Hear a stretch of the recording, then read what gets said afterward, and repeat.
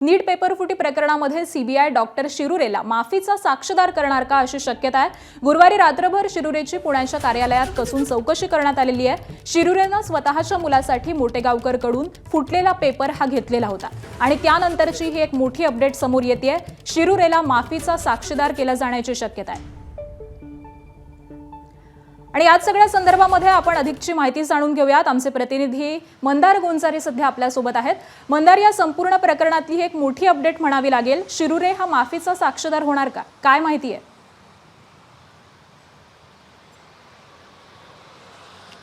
Doctor Manoj Shirure हा माफीचा साक्षीदार बनणं हे हा खटला सीबीआयसाठी न्यायालयात मजबूत करण्यासाठीचं एक महत्त्वाचं पाऊल असणार आहे। कारण हा डॉक्टर मनोज शिरुरे यातील एक महत्त्वाचा आरोपी आहे। माफीचा साक्षीदार बनण्यासाठीची प्रक्रिया त्यासाठी आपल्याला समजून घ्यावी लागेल। न्यायालयीन प्रक्रिया आहे।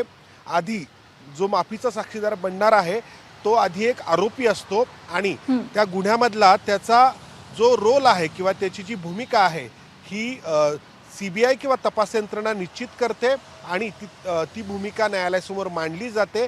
न्यायालयाकडून हे निश्चित केलं जातं की तो त्या गुन्ह्यामधला मुख्य आरोपी नाही तर इतर आरोपींना त्याच्याकडून मदत मिळालेली आहे आणि न्यायालयाकडून जेव्हा हे मान्य होतं तेव्हा तो आरोपी माफीचा साक्षीदार बनण्यासाठी म्हणून निवडला जातो। सीबीआय विचार करत आहे की डॉक्टर मनोज शिरुरेला माफीचा साक्षीदार करावं, कारण त्याच्याकडे थेट पुरावे आढळलेले आहेत। मोटेगावकर कडून त्याला पेपर देण्यात आला, इतरही अनेक माहिती त्याला देण्यात आली। त्यामुळे सीबीआयने जेव्हा परवा दिवशी त्याला ताब्यात घेतलं तेव्हा त्याच्या मोबाईलमध्ये तो पेपर आढळला, जो डेटा रिकवर केला, त्याचबरोबर काही महत्त्वाची कागदपत्रं आढळली आणि त्यामुळं त्याच्याकडे जो काही पुरावा आढळलेला आहे तो मोटेगावकर आणि इतर जे आरोपी आहेत त्यांच्या विरोधातला एक भक्कम पुरावा ठरू शकतो। हे लक्षात आल्यानंतर सीबीआय विचार करत आहे या डॉक्टर मनोज शिरुरेला माफीचा साक्षीदार करण्याचं। निश्चित, त्यामुळे येणाऱ्या काळामध्ये आता माफीचा साक्षीदार शिरुरेला बनवलं जातं का हे पाहणं महत्त्वाचं असेल। अपडेट जाणून घेऊ। तुर्तास धन्यवाद या माहितीसाठी।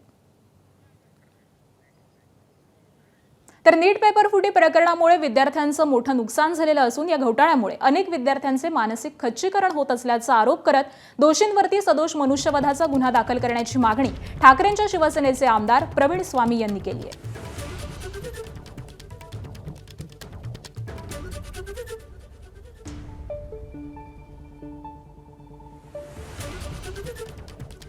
तर नीट पेपर फुटीचं हे प्रकरण अनेक विद्यार्थ्यांवरती परिणाम करत आहे, अनेक विद्यार्थ्यांचं मानसिक खच्चीकरण झालेलं आहे असं मत प्रवीण स्वामी यांनी व्यक्त केलेलं आहे।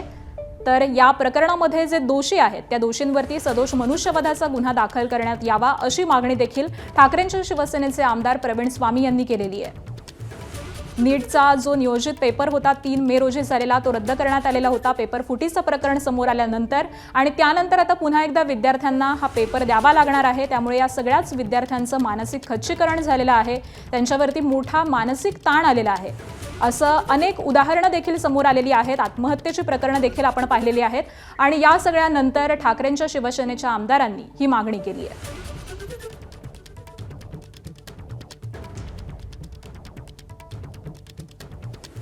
3 मे 2026 रोजी जवळपास देशभरातील 25 लाख विद्यार्थ्यांची मेडिकल एंट्रन्स एक्झाम म्हणजे नीटची परीक्षा झालेली होती आणि पेपर फुटीच्या प्रकरणामुळं ही नीटची परीक्षा रद्द झाली।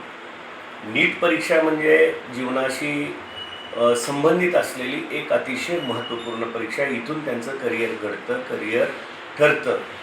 अशी परीक्षा असताना, इतकी महत्त्वपूर्ण परीक्षा असताना या परीक्षेचा पेपर फुटतो हे NTAचं, पर्यायानं केंद्र सरकारचं, पर्यायानं केंद्र सरकारच्या आरोग्य विभागाचं खूप मोठं दुर्दैव आहे आणि त्याची पाळंमुळं खणून ज्या विद्यार्थ्यांच्या भवितव्याशी जे खेळणारे प्राध्यापक आहेत, जे लोक आहेत, त्यांच्यावर कठोरात कठोर कारवाई करण्यात यावी।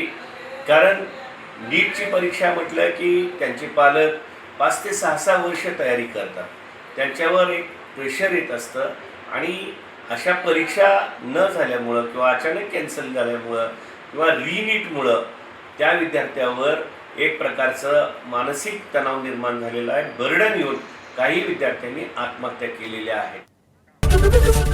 एबीपी माझा, उघडा डोळे बघा नीट.